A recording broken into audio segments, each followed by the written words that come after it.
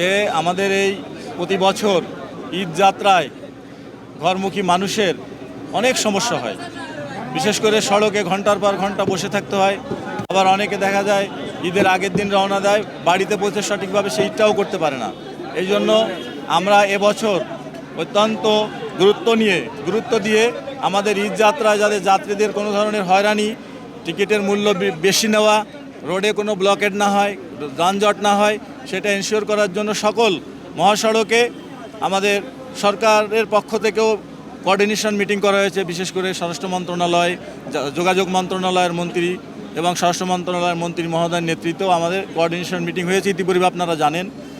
তো তাদের নির্দেশনা এবং আমাদের ফিল্ডে যারা কাজ করছে তাদের প্রায়োগিক জ্ঞান, এই দুইটা কাজে লাগিয়ে আমাদের নিজস্ব প্রযুক্তির মাধ্যমে কিভাবে আমাদের এই সড়ক ব্যবস্থাপনা, ট্রাফিক ব্যবস্থাপনাকে উন্নত করা যায়, সেজন্য আমরা গুরুত্ব সহকারে কাজ করছি। দেখেন, আমার সঙ্গে আমার ট্রাফিক বিভাগ থেকে শুরু করে অন্য বিভাগের লোকজনও হাজির।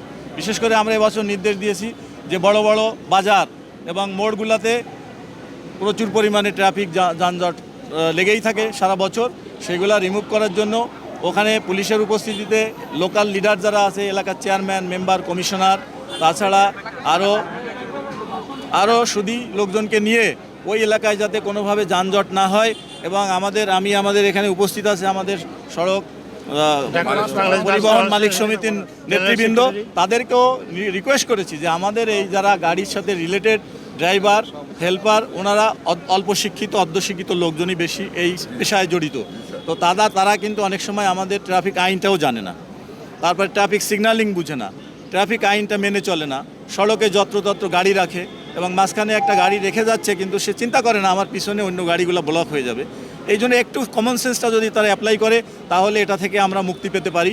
এই জন্য আমি আপনাদেরকে রিকোয়েস্ট অলরেডি বলেছি যে আপনারা একটা প্যাকেজ প্রোগ্রাম নেন, যে তাদেরকে মোটিভেশনাল প্রোগ্রাম, ট্রাফিক আইনটা শিক্ষা দেওয়া, তারপরে ফিডার রোড থেকে যখন গাড়িটা উঠবে অগ্রাধিকার কার, মেইন রোডের, এই জিনিসগুলো আমরা বুঝি না। দেখেন, জেব্রা ক্রসিংয়ে গাড়িটা এসে জেব্রা ক্রসিংটা বন্ধ করে, ওই জেব্রা ক্রসিংটা পথচারী পারাপারের জন্য, অথচ পৃথিবীর সকল দেশে জেব্রা ক্রসিংটার পিছনে ডেড স্টপ হয় গাড়ি সবসময়। এটা আমরা কেউই মানি না। এখনই দেখেন, আমরা এই সড়কটা ক্লিন করতে আসছি, কিন্তু আমাদের সাংবাদিক ভাইদের গাড়ি, পুলিশের গাড়ি, তারাও কিন্তু জায়গার অভাবে তো গাড়িটা এক লাইনে, সিঙ্গেল লাইনে না রেখে রাস্তা অর্ধেক বন্ধ করে ফেলছে। এই জিনিসগুলো আমাদেরকে সচেতন হতে হবে। এটা যদি আমরা বিবেক থেকে নিজের বিবেক অ্যাপ্লাই না করি তাহলে কিন্তু হবে না। আপনারা এটা নেগেটিভলি নিচ্ছেন কেন? Take it positive. আপনারা সব কিছু পজিটিভলি চিন্তা করেন। এখানে আইন শৃঙ্খলাও জড়িত, এখানে আপনার মাদক সেবীরা আছে, তারপরে আপনারা ছিনতাইকারী আছে, সব ধরনের লোকই আছে। এই জন্য আমি এবার সারা বাংলাদেশে সকল ইউনিটকে বলে দিয়েছি, শুধু ট্রাফিক নয়, এই ঈদযাত্রা সুষ্ঠু সুন্দর করার জন্য সকল ইউনিটের অফিসাররা এবং ফোর্স এখানে ডিপ্লয় থাকবে, সারা বাংলাদেশে সব জায়গাতেই।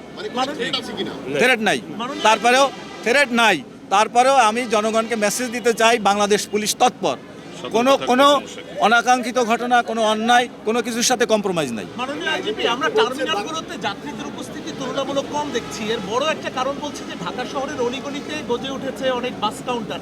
বিশেষ করে আমি যদি সুনির্দিষ্টভাবে বলি, মিরপুর 2 নম্বরের স্টেডিয়াম এলাকা, সেখানে অসংখ্য কাউন্টার গড়ে উঠেছে অবৈধভাবে, যে কারণে যাত্রীরা মূলত টার্মিনালে আসছে না। এই কারণে নগরের ভিতরে কিন্তু যানজট হচ্ছে। এই যে অবৈধ কাউন্টার উচ্ছেদে আপনাদের কোনো পরিকল্পনা? আমি যোগদানের পরের দিনই বলেছি, ঢাকা শহরের ভিতরে দূরপাল্লার কোনো গাড়ি কাউন্টার থাকা যাবে না। এখানে কিন্তু এই জিনিসগুলো রিমুভ করার জন্য আমাদের সকলের প্রচেষ্টা দরকার। City corporation